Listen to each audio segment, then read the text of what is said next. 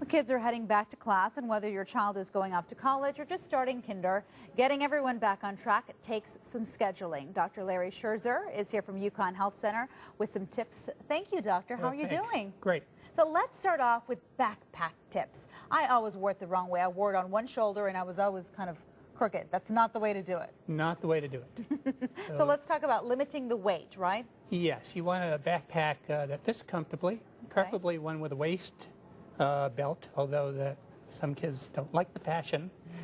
And really 10% of the child's body weight, maybe 15% is about right. If the child looks like he's bent over and needs a cane to walk to school, that's probably too much. Yeah, and you're saying padded also, the shoulder pads should be padded right here, like on the strap, yes, right? It should wear and feel comfortable. Okay, and wear over both shoulder. Consider Absolutely. wheels. That's another thing. Consider wheels. Well, if you have uneven pavement for a young child, probably wheels are not a good idea. But for some of the older kids who are carrying 30 pounds of books back and forth to school, the wheels can come in a little bit handy. All right, let's talk about sleep tips. It's so important to get on that schedule, get your, your internal body clock kind of on the same schedule as school time. It's probably the biggest problem that I see in my practice is kids who have poor sleep hygiene and bad sleep habits. Kids need 8 to 10 hours of sleep depending upon their age per night. They need to plan their day so that they can get their studying in and get to bed early.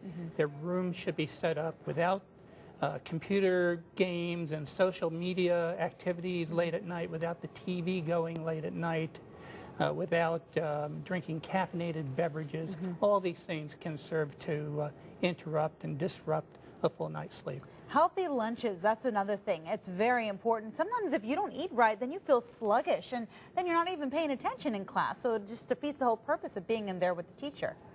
I really want to say that all 3 meals are important. There are a lot of older kids who skip breakfast, or kids who wake up so late that they don't have time to get breakfast. That's a very, very poor practice. Those kids are often become inattentive later in the morning as their fuel supply starts to run out.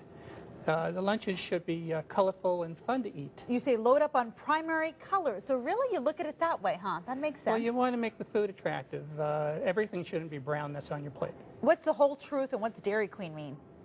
The whole truth means whole grains. You want foods that release their calories more slowly. You don't want a lot of sweet things. Dairy Queen, milk, very important for your bones and very important for your energy, and has a great source of protein. It really is important. Thank you. Some helpful tips, doctor. All right. Thank you so much. All right.